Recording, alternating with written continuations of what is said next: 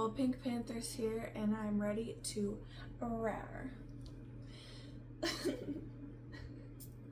Going well. So today I wanted to talk about something that my other sister brought up to me, the sister who was not in the cult with Sierra and I. So, you know, the reason I'm doing this video is that I really hope that this can help any of you other people who have ever been hurt by Mark and Leslie. I know the healing takes a long time. It's taken me a long time to get to this point where that I'm brave enough to speak out against them. Because for a long time it was just fear and nightmares, and you know, that's what they wanted. They wanted us to be basically so fucked up and afraid that we would never speak out against them. But, anyways, so if you don't know our story, I was in the cult with Mark and Leslie Dollar called Adulam Youth Outreach when I met them when I was 13 in 2004, I think. And I was there until I was 20. And then after I left, that was like in 2010 or 11. And then Sierra, when did you come in? You came in after I left. Yeah, so I don't remember the dates exactly because that's on trauma. And but I do believe around 2013 is when I moved in, and 2016 would have been when I moved out, I think. But I had known them obviously since you did, and they were energy vampires. It got to me. They had their fingers stuck in you from a young age. Chickens have large talons. Sorry. So Charlotte, I'm the oldest, Charlotte's the middle, Sierra's the youngest sister. I'm Shayna. I'm Charlotte. I'm Sierra. And then we have a little brother. Love you, Kanan. Love you, kid. And so Charlotte, though, she was somewhat involved. You know, she went to some events with us. Yeah, I went to House of Praise whenever I think it had already been established that they were there for a while, and I started going with you on Wednesday nights. I didn't go on Sundays. Yeah. I didn't go to church on Sundays, but I did go to like youth group and the place where we had the basketball cages and stuff. Whenever it was popping. And it was then the place to be. I didn't go to any other church with them after. I didn't move churches with them. I went to the ramp. And then other than that, I didn't really go to. Hello, back porch bitches. Yeah. Hello, back porch bitches. I'm here at the ramp, ready for a good time. Shout out Shannon. I didn't. Oh, and I roomed with Shannon at the ramp. I don't know if she remembers that, but I didn't really get too involved. I went to their house a couple times. I went with Mom to see you, and I stayed the night there to go to the ramp and stuff like that, but other than that I really wasn't that involved. So, you know, Charlotte, you know, brought this up to me that she wanted to share her truth about how it affected her having me and then Sierra in this cult. You know, we fucking abandoned her basically. Terribly sorry. I'm fine. Yes, I'm so sorry. It's okay. And it just shows the amount of like control and how skilled that kind of mentality is to a child. To sway a child's brain that easily. Yeah. Someone who you wouldn't expect to be able to have that kind of control like over them. Like they're very strong. You guys are like, you and Sierra both are very strong, independent, free thinkers. Yeah. And for them to be able to have that kind of reach over that many people, it's not something to be taken lightly, and it's not something to dismiss, I don't think. Yeah, because you know, Charlotte brought up to me that. Because why wasn't I? Yeah. Like, why wasn't I? Because I'm more passive and more. One would think from the outside looking in, if they were to guess, if any one of us would have been easily manipulated or controlled by a cult, it might have been you.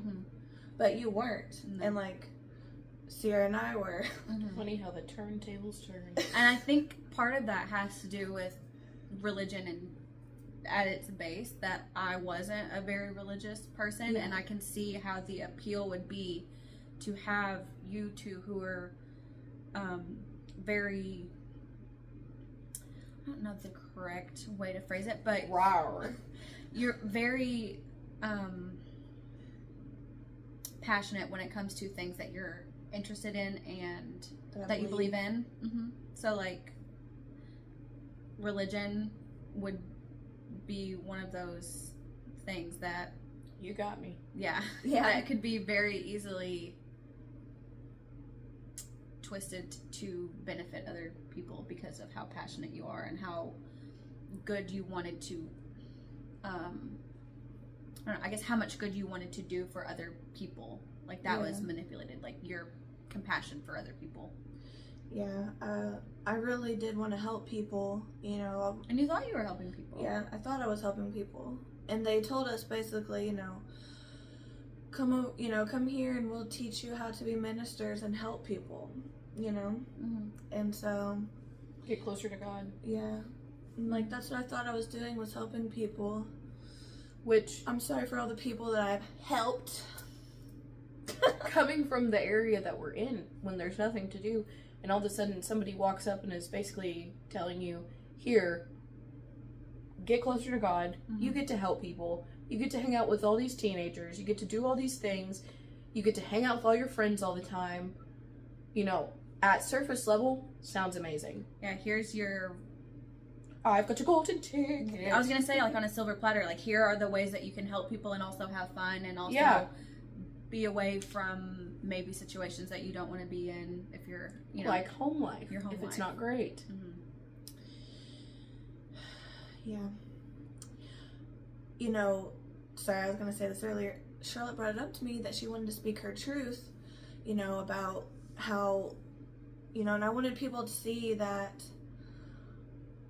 like, Sierra and I and the other people who lived with Mark and Leslie Dollar are not the only victims. They have torn apart families. Every single person in there, every single kid who was a victim of theirs has a family and people who love them and wanted to see them and were not able to see them or talk to them. And, you know, one could say that Mark and Leslie Dollar were very scarring.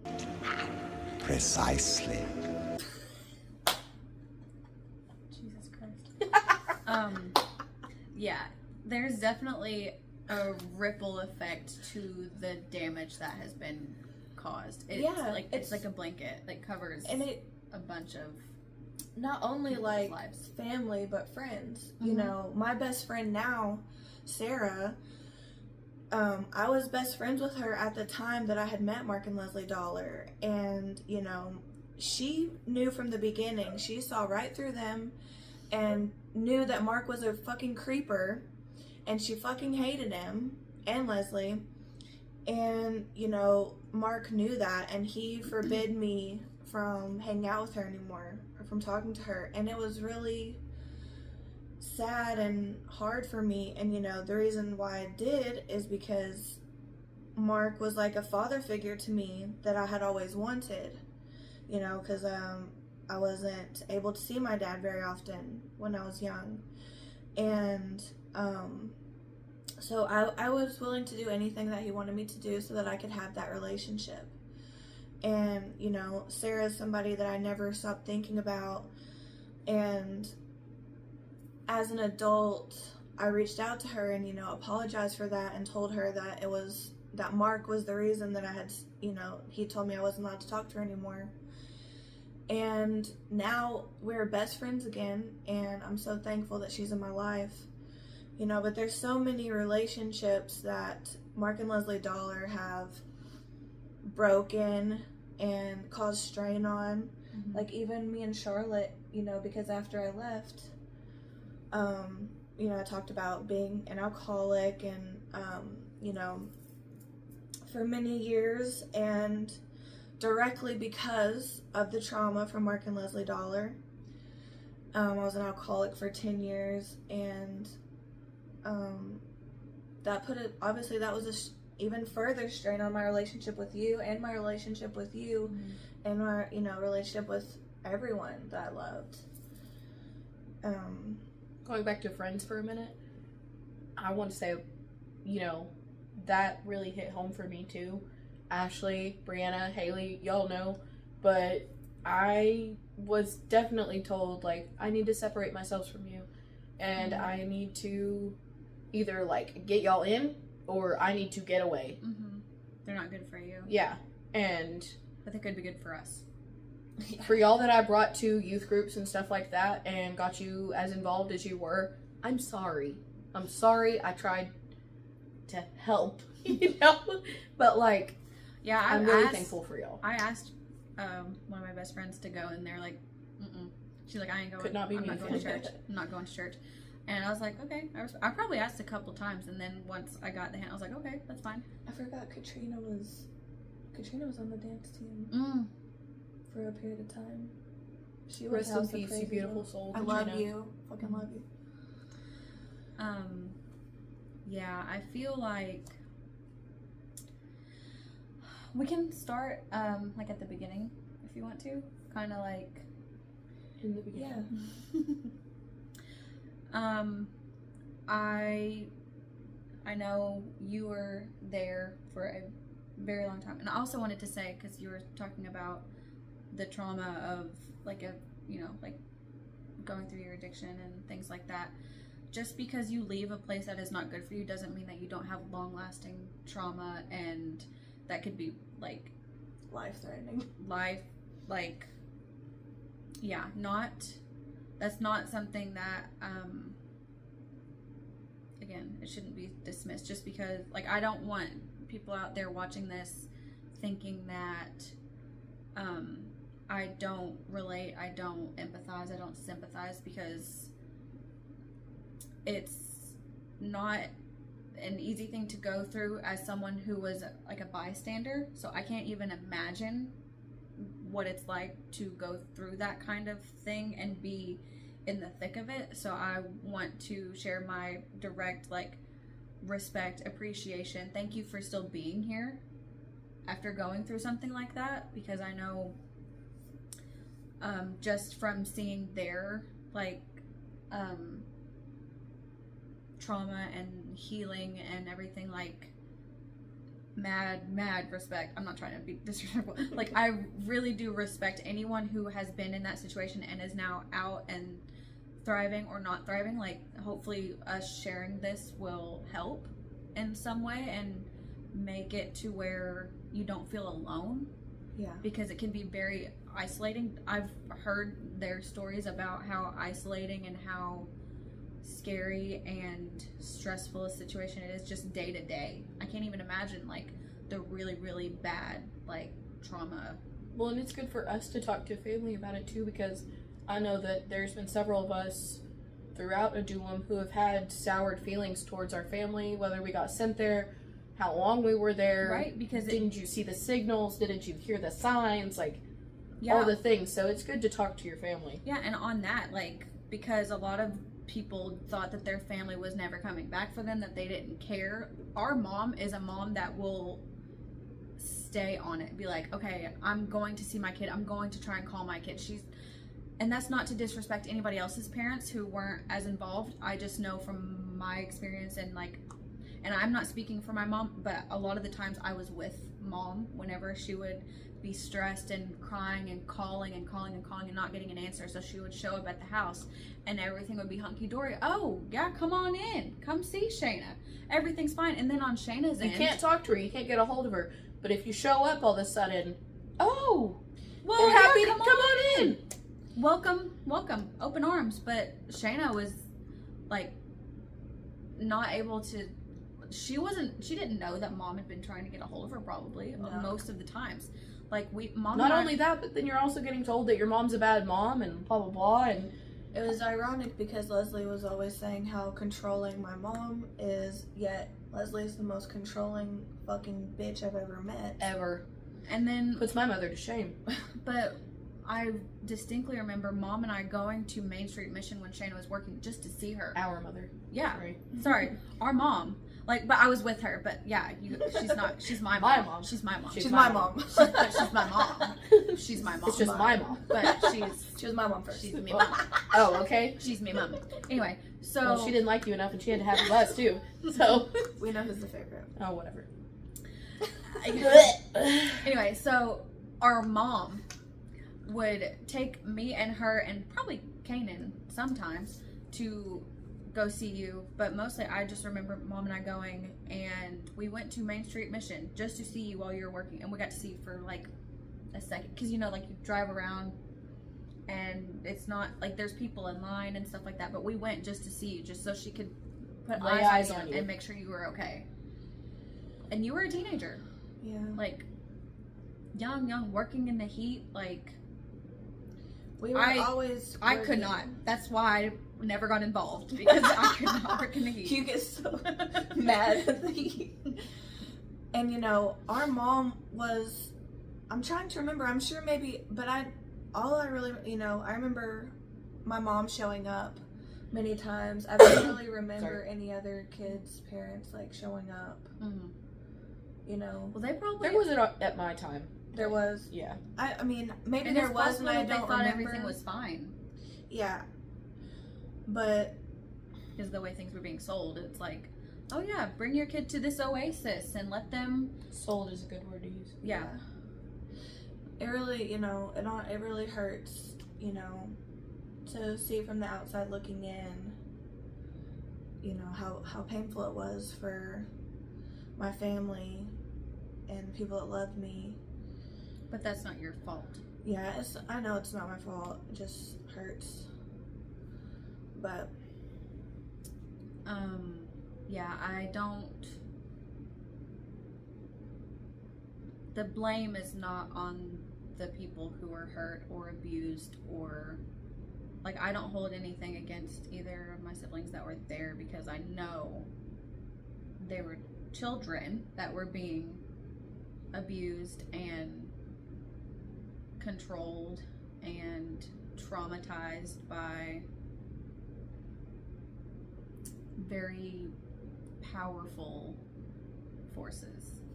yeah, I hate saying that because I don't like giving them credit, but like in this instance, you guys deserve all of the credit. Talking about Mark and Leslie, whenever I try to have like regulating my emotions towards like the situations and stuff, and it's like, I'm not mad at Mom, I'm mad at Mark and Leslie. I'm not mad at them because this person did this to me. Like, why did they do that? Because Mark and Leslie did this and this and this, and so you were taught to do that, and so all of my anger goes to y'all. It's not giving them power, but their presence is definitely, or was, trying to make it to where it's not anymore and to where it's easily talked about. But at the time, it was something that was very strong and very manipulative and very easy to coerce people into feeling and thinking how they did.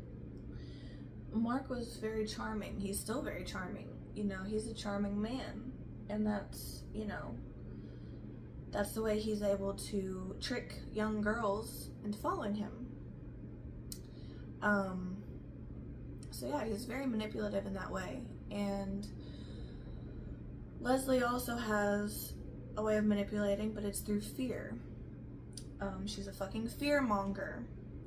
That is something that stood out to me whenever I went to stay the night. So whenever you and I, like, you invited me to go to the ramp, and I was excited to go, but also hesitant, because I don't think I'd ever gone out of state without my family before, like my full family, except for maybe like a trip for school or something like that. But well, we went to Florida when we were kids. Yeah, I'm saying without my family. Like, Oh, I'm this an was idiot. like I'm listening, but you're fine. Sorry. This was like a group of people that I hadn't really been around a whole lot, but I trusted them because I trusted your judgment, and nothing bad happened on the trip. It was very eye-opening. Never trust me. But I remember staying there the day before, and you and I, we talked a little bit. There were so many people there that, like, there was always conversation with other people. So I was talking to someone that lived there, and we were painting our nails on the kitchen table because you were talking about fear, and I Talking about a girl? Mhm. Okay, sorry. I'll tell you in a little bit. A little bit. I will say they have a very strong personality. Yeah, I know who you're talking about. And I spilled nail polish remover on the table, and they were like, "You have to tell her right now. You have to tell Leslie that you did this because." Oh, yeah, if you messed anything up, it was like, you're better off telling your... For fear. Yeah. For fear of getting in trouble, for fear of getting yelled at, or whatever the case may be. I don't know what would happen because I didn't live there. But I immediately told her, and she was like, okay. And I was like, it's because I'm an outsider. Yeah. Oh, yeah. Oh, my Because- God. If I did that, oh, God. Get a laundry hamper thrown at your head? It was basically like, okay, thank you for letting me know. Like, she seemed annoyed, but she That wasn't happened, by the way. angry. To me, too. But I was afraid, like secondhand afraid because of them telling me, like, you have to tell her right now. Like, you have to tell her that you did it. Yeah. And I was like, shit, okay, well, I'll get on that. Thank you for the information. And so and it ended up That being... was intimidating. It was, yeah, like, I'm a guest in this house. Like, if our family is different... And, It was like, an accident! It was an accident. And if it was our family, we'd be like, hey, I messed up your coffee table. We'd be like, okay, it's fine. We're good. So Not that's even. I would have just cleaned it up if we were at the Yeah, house. Like, and are then- you okay? Yeah. Like, did you get hurt? Are Yeah. you fine? Everything's good. Yeah. We're all good here. In the clear, We all fam. It was just very, walking on eggshells. the energy is very tense. Very tense. Very tense. Like, you could cut it with a God. knife. Like, Fucking just tense. walking in there, it was just like, and that happens whenever there's a lot of people in one house, but even then, like, it just felt like you couldn't breathe. And then, like, I don't want to speak too much because it's not really my place, but staying the night there and being in the living quarters that were there, I'm just speaking facts. Did you sleep upstairs? With the girls? Okay. Upstairs. And whenever it was, I was probably sharing a bed with another girl. there was so many beds shared. Yeah. It was a long hallway. So there was a bedroom that was being occupied by one person. Yeah. And then another bedroom that was occupied by two. But there was still plenty of space. And They're then, children. The only reason Children. these I'm not saying any names just out of respect for the children who, I don't know if they're adults yet. Or They're anything. all I adults. think they're adults. There was rooms shared, with two. Which Still- I don't blame their children for anything. No. And I will always be an Me advocate for children and privacy and things like that. So I'm not gonna say their names just out of respect. But I will say that walking past those rooms into the room that all the other girls were staying in was astonishing how many beds they could fit in that room. It was a There was room that no was built space. over the garage. It was really hot. There was no in space there. at Like, all. It was a very suffocating room. And it Not was only that, but if you arched. walked Yeah, on the there were- floor at any certain time up there, and you woke Mark or Leslie up, because they were right under they us. were right below you. You would get in so much trouble just for like getting up to go pee. And we grew up like in not at mom's house, but living pretty Them. crammed. Pretty crammed, yes. But still able to walk around, move around, and things like that. So I'm not saying anything bad about other living situations that we've been in, because those were at least somewhat comfortable. This Yeah. was wild. The amount of, and your teenage girls and boys, I'm sure that they didn't have a lot of The space boys either. were also sharing beds. The teenage boys were also sharing beds. Mm-hmm. But I can't even imagine, like, just wanting space for yourself, and there's no escape. There's no way to not have that. There Like, was there's no way to have that. never, and you know, I honestly, like, I don't even know how I survived, because y'all know me, You're a how much solitary person. I need personal fucking space. Bless me. Because I'm tired. Thank you. Thank you. Yeah, I grew up sharing a room with Sierra like our whole life, and Our whole life. the whole time. The whole time. But I would do that 30 times over than sharing a room upstairs at the Dollar House. When the girls finally got the other dorm, whenever it was my time, it was a little bit different. yeah, and I remember the day that you left because I came and picked you up. Me? Yeah. Yeah, I know. I had to make secret phone calls at school off my friend's phone to come and tell my mom to then have my sister come get me. The day you were leaving. Yeah, Yeah. to come. She moved in with me. The day that she left, Get me out! I was like, "I'm okay. Let me bring you my 2-door Ford Explorer and throw your shit in the back and get in From school. Get in." Well, no. I remember you having to come and get me from school once, though. Well, yeah, multiple times. But the day that I picked you up, like, I went and got you from their house because you were staying in the girls' And dorm. not a single person, which I don't blame y'all. I know that we were all told to, like, not talk to the person, you don't interact and stuff.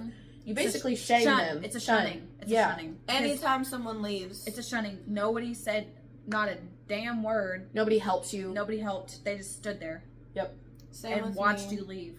Yeah, I same did- with me. I wasn't there whenever Yeah. you left. I But just whenever left she alone. left. You know, I left alone. Just got all of my stuff in my truck, and There was no way they were going to let me leave alone.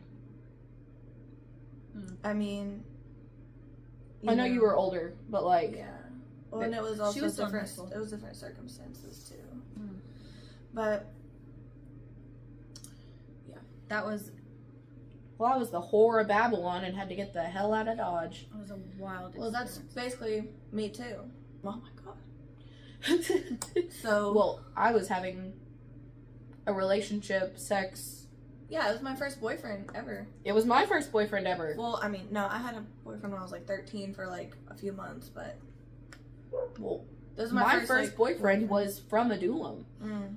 And that was a crazy thing because my whole family really liked him and it was great.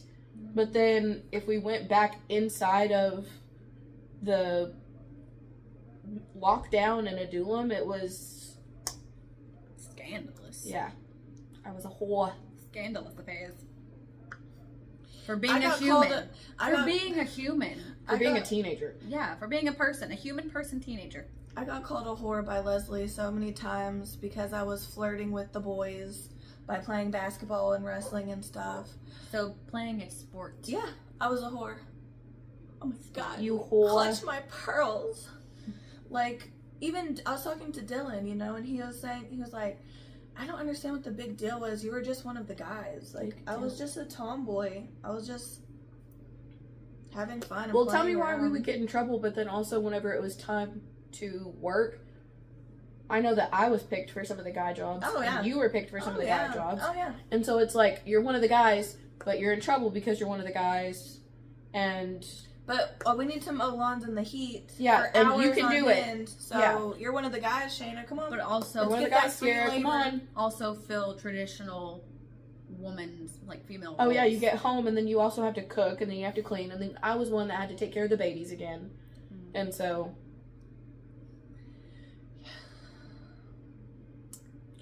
Bitch, I'm a mother. No trauma. Once again, fuck you, Mark and Leslie. Also, shout out Sure. to everyone who is speaking up, but thank you to Shannon because Yeah. I Yes, probably thank you, would Shannon. not have spoken up about it if it weren't for the videos and conversations that you've had and like setting the tone and like trailblazing this whole thing. I don't know if anybody else has spoken up before Shannon. No disrespect to them if they have, but Shannon, you a real one. And you're always one of my favorite. She was always one of my favorite people. She's and awesome. So You remember Heather? funny. Yes, of course. I was friends with Heather before. So I was gonna say she reached out to me the other day, Mm. and she was talking about how, like she's always thought of us as like siblings too, because she was at our house too, and so that just shows like we were friends, and it was everybody in this area they were attacking. Mm-hmm. You know. Yeah, a lot of us knew each other before Yeah. all of this happened. It's very calculated. Oh yeah. Calculated. Calculator. But yes. Thank you to Shannon for allowing voices to be heard. Yes. She would not want you to say aloud. Thank you to Shannon. Yep. Thanks, Shannon. She's Thank not you. allowing us to do anything. We're adults. We're all standing up, and she's just She's the catalyst. catalyst. She's the catalyst for the explosion. And I love you, Shannon. And you're awesome. It was so fun hanging out with you the other day. We're gonna wrap this ish up. Yeah. Yeah, I Were you feel. gonna tell a story about Shannon at the ramp? I said at the beginning that I roomed with her. Oh, okay. That it was a very good experience. Rooming with her. A lot of the issue isn't the individual people that are there. It's The leadership. the bubble over every person that's there. It's yeah.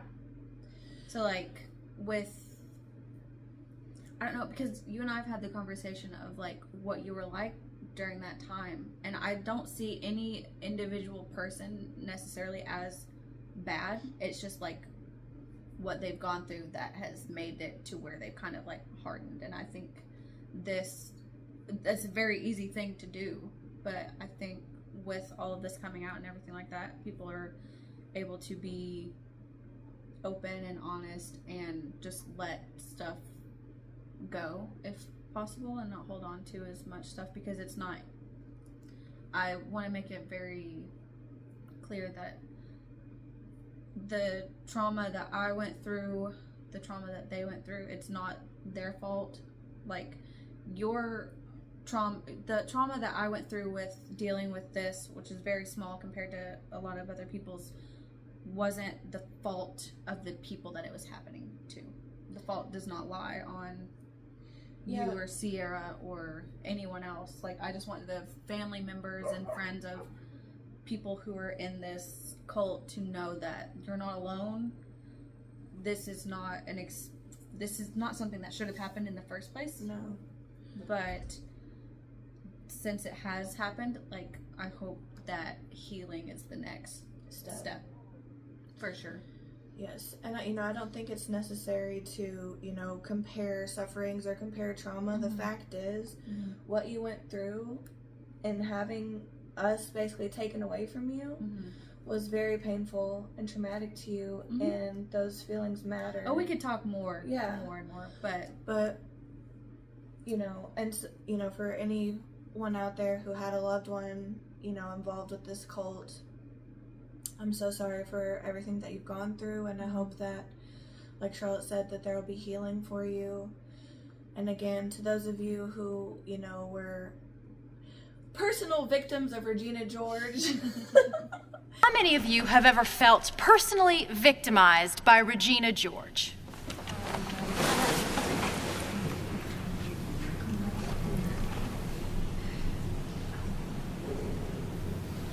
Of Mark and Leslie Dollar. You can't sit with us.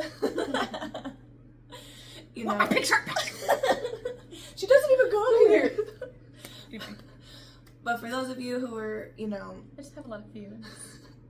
who gone through the shits, I fucking love you, and it wasn't your fault, and don't blame yourself, because I guarantee you were a child probably when you met them, or at least a young adult.